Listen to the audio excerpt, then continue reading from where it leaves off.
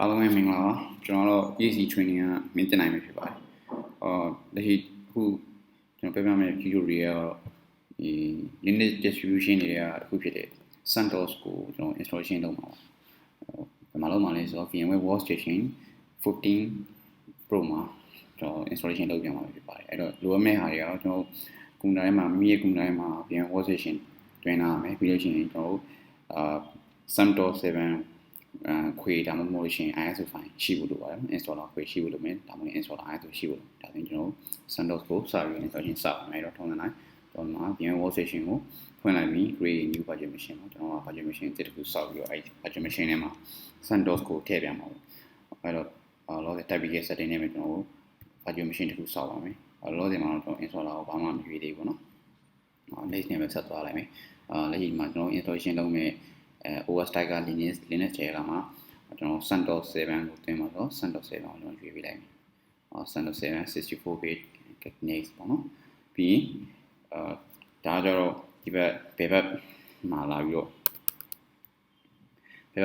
ပေါ်နေမဲ့virtual machine name လေးကို virtual machine name လေးကျွန်တော်ပေးရအောင်နော်အဲ့တော့ virtual machine ကတော့လောတယ်ပါ CentOS-7 ကိုကျွန်တော်သင်မှာဖြစ်ပါတယ်လက်ရှိCentOS 8ကိုထားလိုက်မယ်ပြီးတော့ဒီမှာလက်ရှိမှာဒီ virtual machine မှာထွက်လာမယ့် virtual file တွေမှာတိမ်နေမလို့ location ကဘယ်နေရာမှာတိမ်နေဆိုတော့ကျွန်တော်သတ်မှတ်ပြအောင် default တိုင်းထားမယ်ဆိုတော့ document တွေရောက်အောင်လို့နော်ကျွန်တော်သတ်မှတ်ပြအောင်ခြား drive letter တစ်ခုကိုတော့တိမ်နိုင်နော် partition တစ်ခုကိုတော့တိမ်နိုင်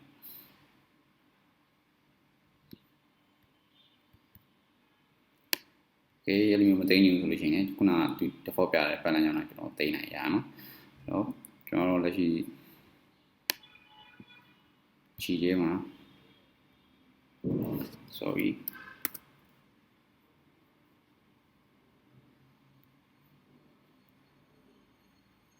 ဟုတ်ကျွန်တော် K မှာကျွန်တော် 900K လောက်ရှိနော်အဲ့မှာဘာမှမထည့်ရဘူးအဲ့ဒီမှာကျွန်တော်တင်ထားလိုက်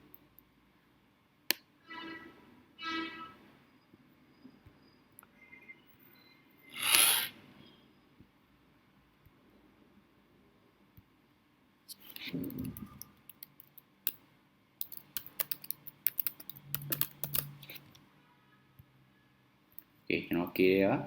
ဒီ K က sorry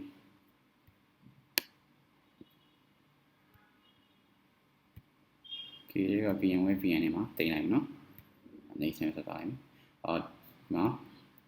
ကျွန်တော် header site ပေါ့နော်ဒီ virtual machine ရဲ့ CentOS virtual machine ရဲ့ header site ကိုကျွန်တော်တက်မှတ်ပြီးဖြစ်ပါတယ်လောဒီမှာကျွန်တော် 30K လောက်ပေးထားလိုက်ပြီ next ပြီးမှကျွန်တော် virtual machine ရဲ့ setting ကိုကျွန်တော် customize လုပ်ရအောင် hardware setting ကို customize ကိုရွေးလိုက်မယ်နောက်ကတော့ကျွန်တော်အပြင်မှာကျွန်တော်ကဒီလက်ရှိ PC ကnetwork connection ရှိနေတယ်အဲ့တော့အထဲမှာဒီ VMware Workstation ထဲမှာသုံးနေ virtual machine တွေကိုလည်းအပြင်က network နဲ့ပြီးအောင်သုံးရင် brick ကိုထားလိုက်နော် NAD သုံးနေလည်းရတယ်ဒါပေမဲ့တကယ်ကို test လုပ်မယ် brick ကတော့ပိုကောင်းအောင် NAD ကတော့ကျွန်တော် internet သုံးဖို့ပါဘူးလို့နည်းအဆင်ပြေrun ကတော့ရတယ် 1K ပဲသတ်မှတ်ထားလိုက်မယ်ဒါမှ okay ဒါဆိုရင်ကျွန်တော် virtual machine ကိုစောက်ပြီးပါပြီဒါပေမဲ့အဲ့ virtual machine ထဲမှာကျွန်တော်CentOS installer file မတင်ပေးရသေးနော်CentOS installer file ကိုထပ်ပြီးတော့ထည့်ပေးရမယ်ပြီးတော့မှကျွန်တော် power on လိုက်လို့ရှိရင် CentOS installer file ပို့တက်အောင်နော်အဲ့တော့ဒီမှာဒီ virtual machine ကိုဝေးပေးမယ်ဝေးပြီးရင်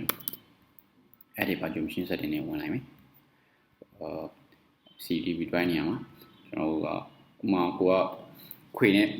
CentOS-7 installer ခွေနဲ့တွင်းမယ်ဆိုလို့ရှိရင်တော့ဒီ use physical drive ရွေးတော့လေးရတယ်ဒါပေမဲ့လက်ရှိမှာကျွန်တော် ISO file နဲ့ installation လုပ်ကြအောင်ဆိုတော့ဒီ ISO file ကိုရွေးပြီးကိုတင်မဲ့ OS ISO file ကိုမှန်အောင်ရွေးရအောင်နော်ဒီ drive letter တစ်ခုတွေကနေပြီးတော့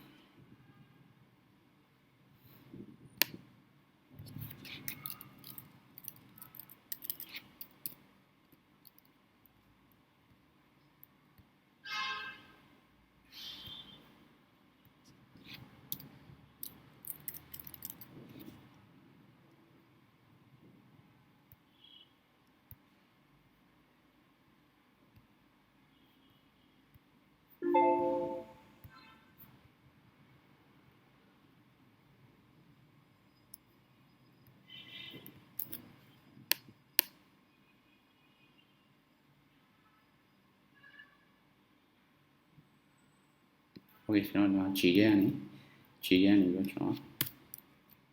operating system နဲ့ကျွန်တော်ရဲ့ CentOS-installer file ကိုထည့်ပေးလိုက်မှာဖြစ်ပါတယ်။နော် CentOS-installer file နော်ဒီ installer file ကိုကျွန်တော် connect လုပ်လိုက်ပြီနော်ဒီမှာ virtual machine ကပြီးတော့ပေါအောင်လိုက်တဲ့အခါမှာဒီ virtual machine ကကျွန်တော် CentOS ပို့တက်လာမှာဖြစ်ပါတယ်။အဲ့တော့ပေါအောင်လိုက်ပြီ။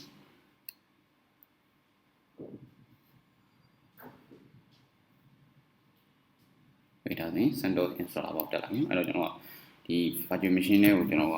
ဒီ full screen sign နဲ့အသုံးပြုလို့ဆိုရင် controller enter နဲ့ဝင်လိုက်မယ်နော်။ဒါဆိုရင် full screen ဖြစ်သွားပြီ။ controller enter နဲ့ဝင်လိုက်ပြီ။ပြီးရင်ကျွန်တော်ကလက်ရှိ CentOS ကို installation လုပ်မှာဆိုအပေါ်ဆုံးကြောင်းအောင်မယ်နော်။အပေါ်ဆုံးကြောင်းအောင်ပဲ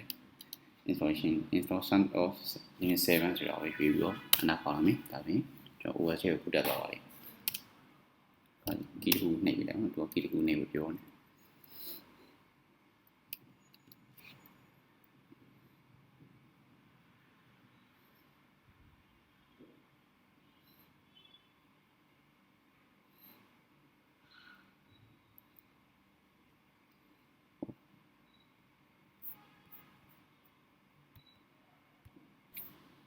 โอเคခဏစောင့်နေတဲ့အချိန်မှာကျွန်တော်ဒီလိုမျိုး installer box လေးပေါ်လာပြီနော် installation box လေးပေါ်လာလိမ့်မယ်အဲဒီမှာကျွန်တော်လက်ရှိမှာတော့ language ကတော့ကျွန်တော်အင်္ဂလိပ်တွေပဲရွေးထားလိုက်မယ်ပြီး continue ပေါ့ဒီမှာကျွန်တော်ဒါကကျတော့ကိုသွင်းမဲ့ဒီ CentOS operating system ကိုကျွန်တော်ကဒီ system setting တွေသတ်မှတ်ပြင်ပြပါ date တိုင်းနေဒီကိုကဒီ installation type ကိုပဲပုံစံနဲ့သွင်းနေတယ်လို့ရှိရင်ကျွန်တော် partition တွေနော်စသဖြင့်ကျွန်တော်လုပ်ရမှာပါတယ်အဲ့တော့အရင်ဆုံးတင်ရတိုင်းမှာကျွန်တော်တိုင်းဆုံးနော်ကျွန်တော်အရင်ပြင်လိုက်မယ်ကျွန်တော်မြန်မာ Asia ရန်ကုန်နော် Asia ရန်ကုန်ဒီမှာ Asia ကျွန်တော်မြန်မာနိုင်ငံမြေပုံလေးကိုနှိမ့်နိုင် Asia ပြောင်းသွားမယ်ပြီးမှာကျွန်တော်ရန်ကုန်ဆိုတော့အောင်ဆင်နော် why now okay မှာရန်ကုန် okay ဒါဆိုရင်ကျွန်တော်တိတ်ရတိုင်းနာပါပြီမှာ24 hour format သုံးမှာ AMBM format သုံးမှာနော်ဒါတော့ကိုအဆင်ပြေတဲ့ဟာရွေးသုံးနေရပါတယ်ပြီးတော့ရှင်ကျွန်တော် Linux ကိုတွင်းမယ်ဆိုလို့ရှိရင် partition ကြီးကလည်းအရေးကြီးတယ်ပေါ့ Linux OS ကို installation စလုပ်ချင်တော့ဒီမှာ installation destination ဆိုတဲ့ဟာပေါ့နော် partition setting တွေကိုဝင်လိုက်မယ်ဒီမှာတော့တဲ့ 30K သတ်မှတ်ထားတဲ့ virtual header တစ်ခုရှိတယ်ပေါ့နော်အဲ့ဒါကိုရွေးလိုက်မယ်အမှန်ကြီးလေးဖြစ်တဲ့ဒီတော့ရွေးလိုက်မယ်နော် click နှိပ်လိုက်ပါနော်အမှန်ကြီးလေးပေါ်လာပြီဆိုရင်ပြီးကျွန်တော်ကဒါကျွန်တော်ဘာမှမပြောစင်တော့ auto လိုအပ်တဲ့ partition တွေfile system တွေ partition တွေကို auto ပိုင်းပြီးပါโอเคကိုယ်ပိုင်းနေဆိုရင်တော့ကျွန်တော်manual ပိုင်းနေရအောင်နော်ဒီမှာ footage summary and bootloader ဆိုတော့နှိပ်ပြီးတော့ကျွန်တော်ကိုယ်ပိုင်း partition တွေပိုင်းနေရနော်လို့ကျွန်တော် auto partition မှာထားလိုက်မယ်တန်းပြီးမှကျွန်တော် software selection နော်ဒီမှာ software selection Linux ဒီသူကဒီ CentOS ပေါ့ CentOS မှာကျွန်တော် installer type တွေအများကြီးရှိတယ်Windows မှာဆိုလို့ရှိရင်ကျွန်တော် GUI mode ရှိတယ် Core mode ရှိတယ်အခုနောက်ပိုင်း Windows Server 2016ပေါ်လာတော့ဒီ Nano Server တွေပါလာအဲ့လိုမျိုးပဲ Linux မှာလည်းကျွန်တော် minimal install ဆိုတာရှိတယ်သူက basic ပဲပေါ့ကျွန်တော် advanced feature တွေပါရနော် professional feature တွေပဲမပါဘူး basic ဒီ OS ကိုသုံးလို့ရမယ့်ဟာပဲပါတယ်ဒီမှာ GUI တွေမပါဘူးပြီးတော့ command box တွေပဲသုံးအောင်ပြီး compute ကကြတော့ပြောင်းဆိုလို့ရှိရင်ကျွန်တော်လုံးဝcluster ဒီ server infrastructure တွေမှာသုံးမဲ့ပုံစံမျိုးပေါ့ infrastructure server အခုပြီးမှဒီဘက်မှာ infrastructure server ဆိုရင်ဒီဘက်မှာကိုပါ server သုံးနေတယ် email server နဲ့သုံးနေအောင်အမှန်ရှင်းနေ DNS server နဲ့သုံးနေကိုဘယ် server ကိုသုံးနေလဲကျွန်တော်အမှန်ချစ်ပြီးခါတယ် OS တင်တဲ့အချိန်မှာ line installation လုပ်ရလို့ရတယ်အမှန်ရှင်း file and printer server နဲ့သုံးတာအမှန်ရှင်း web server တော့ဒီ OS ကိုလုံးဝဘာမှမသုံး web server တွေသုံးတာဒါမှမဟုတ် virtualization host ပေါ့ virtualization နဲ့ပေါင်းသုံးတာနော်ဒါမှမဟုတ်ရှင် server with GUI ဆိုတာသုံးတာဒါတော့ကိုလုပ်ငန်းလိုအပ်ချက်ပုံမူတည်ပြီးတော့ကျွန်တော်သုံးလို့ရတယ်အဲ့တော့ကျွန်တော်ဒီမှာကျွန်တော်ဒီ GUI server with GUI မှာ server အနေနဲ့ဒီ CentOS OS ကိုသုံးမယ်ပြီး GUI အနေနဲ့မှသုံးမယ်ဆိုတဲ့ဒီOS type ကိုကျွန်တော်ရွေးချယ်လိုက်မယ် installation type ကိုရွေးချယ်လိုက်မယ်ပြီးသွားလို့ရှိရင်ဒီမှာဒီဘက်ဘေးမှာကိုပါတွေသုံးနေတယ်နော်ကျွန်တော်တခါလေးရွေးချယ်ပြီးတော့ဒီ server with GUI မှာပဲတခါလေးကိုပဲ service တွေသုံးနေတယ် networking service တွေနော်ကျွန်တော်ရွေးချယ်ပေးပါလို့ရတယ်လောဆယ်မှာလက်ရှိမှာတော့ကျွန်တော်ကserver GUI မှာရွေးလိုက်မယ်ဘာမှတော့ကျွန်တော် installation မလုပ်ဘူးနော်အဲ့တော့ server GUI မှာရွေးလိုက်မယ်ကျန်တဲ့ service တွေတော့မရွေးသေးဘူးခဏဆောင်လိုက်ဒါပြင်ကျွန်တော်ဒီမှာလိုအပ်တဲ့ဟာတွေလုပ်ပြီးနောက်ဆုံးကျန်တာ network ပိုင်း network ပိုင်းဒီ network ပိုင်းမှာဆိုလို့ရှိရင်ကျွန်တော်လောဆယ်မှာ network ကတစ်ခါတတ်မှတ်ထားတယ်ပြီးတော့အဲ့ဟာလေကျွန်တော်ဟို default ဒီ CentOS မှာ default ဆို network တွေဆို disable လို့လားဒီမှာဆိုရင်ကျွန်တော်သိတာဒီမှာ off ဖြစ်နေပြီးတော့မှဒါလေးတစ်ချက်နှိပ်ပြီးတိုင်း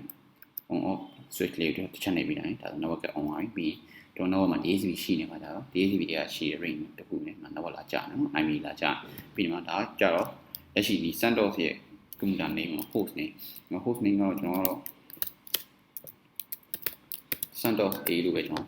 တော်လောတယ်ပေးထားလိုက်မယ်ပြီး apply နော်ကျွန်တော် host name ချိန်မှာ apply လို့လုပ်ပြပြီး network setting နဲ့ရပြီနော် okay အဲ့တော့ကျွန်တော်စပြီး installation လုပ်ရပြီအဲ့တော့ဒီမှာ begin installation နှိပ်လိုက်ပါ okay ဒါဆိုရင်စပြီး installation လုပ်အဲ့ဒီချိန်မှာကျွန်တော်ကဘာလုပ်ပေးရမလဲဆိုတော့ဒီ Linux မှာဆိုရင် Microsoft လိုပဲဒီကြီးရဲ့system တစ်ခုလုံးထိန်းချုပ်လို့ရတဲ့ account ရှိတော့ Microsoft မှာ administrator ဆိုတဲ့ account နော် Linux မှာတော့ဒီ root account အဲ့ root account ကျွန်တော် password ပေးရမယ်ပြီးကျွန်တော်ကိုပိုင်သုံးတဲ့ user တစ်ခု create လုပ်ပြီးအဲ့ user ကိုလည်းကျွန်တော် user name password တွေသတ်မှတ်ပေးအောင်နော်အဲ့တော့ဒီ root ရဲ့ password ကျွန်တော်ရင်ပေးလိုက်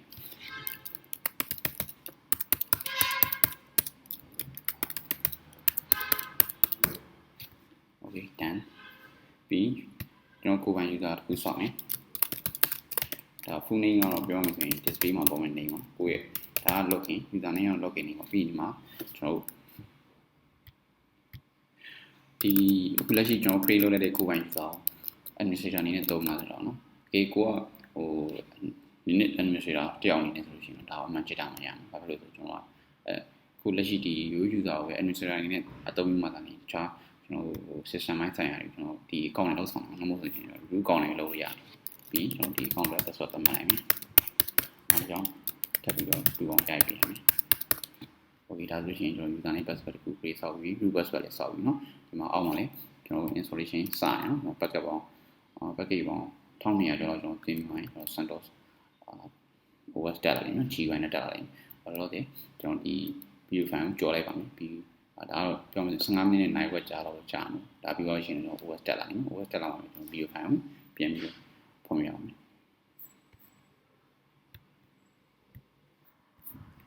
Okay ဒီမှာ installation ပြီးသွားပြီဆိုတဲ့အခါမှာကျွန်တော် reboot ချလိုက်နော် reset တစ်ခေါက်ချပြီးရင် CentOS OS တက်လာမှာဖြစ်ပါတယ်ကျွန်တော်ချပြီး reset ချလိုက်မယ်ကျွန်တော် reboot တစ်ချက်နှိပ်လိုက်နော်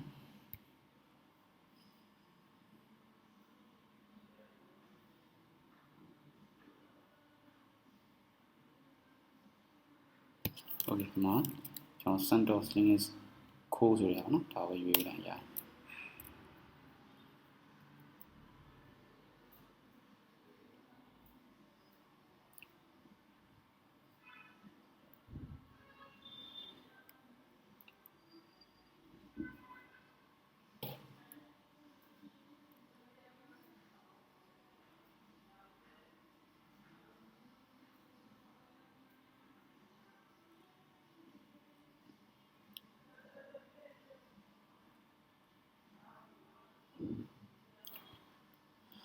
ဒီမှာကျွန်တော် OS စတက်ချင်မှာကျွန်တော် license တော့ accept ပါနော်ကျွန်တော် license နဲ့ပတ်သက်တဲ့ဟာကိုကျွန်တော် license လောက်ရသေးပါတယ်ဒီမှာ trade ရောမဟုတ် CentOS ကတော့ open source ဆိုကျွန်တော်သူ open source license agreement ကို accept လုပ်ပေးလိုက်တော့ဒါဆိုရင်ကျွန်တော် license တန်းဖြစ်သွားပြီနော်အဲ့ဒါရပြီဒါဆိုရင်ကျွန်တော် finish configuration ပေါ့နော်ကျွန်တော် network နဲ့ host နဲ့ထပ်ပြင်လို့ရတယ်နော်ကျွန်တော် finish configuration ဒါဆိုရင်ကျွန်တော် OS တက်လာပါပြီ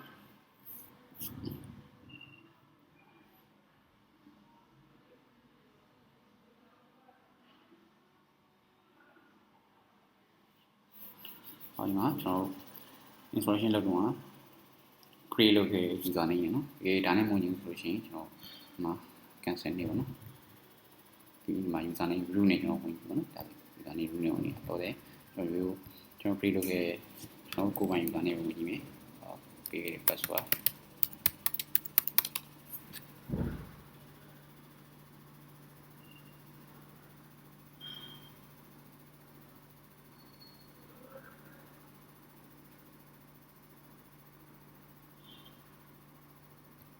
wait ဒါဆိုရင်တော့ကျွန်တော် CentOS-7 ကျွန်တော် GUI နဲ့ installation မှာပြီးဆုံးတော့နော်ဒါဆိုရင်ကျွန်တော် graphic နဲ့ကျွန်တော် OS တစ်ခုတက်လာမယ် CentOS OS တက်လာမယ်ပြီးမှာလောဒီမှာကျွန်တော်မှာ language ရွေးလိုက်နေပေါ့ဒီ OS မှာသုံးတဲ့ language ရွေးလိုက်နေပြီး keyboard တိုက်နေပါတော့ကျွန်တော်အင်္ဂလိပ်ကိုရွေးလိုက်မယ်တော့စီတော့ဒီဒါက Google တို့ဒါမှမဟုတ် Cloud ကောင်းတော့ချိတ်ဆက်လို့ရတယ်နော်ပြီးဒီမှာ CentOS မှာပါပြီးသုံးရလိမ့်ဆိုတော့နော်ဟိုပြောမစင် shortcut လေးပြပြီးပြီးဘယ်နေရာဘာရှိတယ်လဲပြပြီးနော် start using CentOS နဲ့ဆိုရအောင်နှိပ်တိုင်းကျွန်တော်သူကကျွန်တော်တို့ guideline လုပ်မှာနော် guideline 3ခုရှိတယ်ကျွန်တော်အကုန်လုံးဝင်ကြည့်ပြီးတော့ခုဒီလေးရအောင်အားလုံးကျေးဇူးတင်ပါတယ်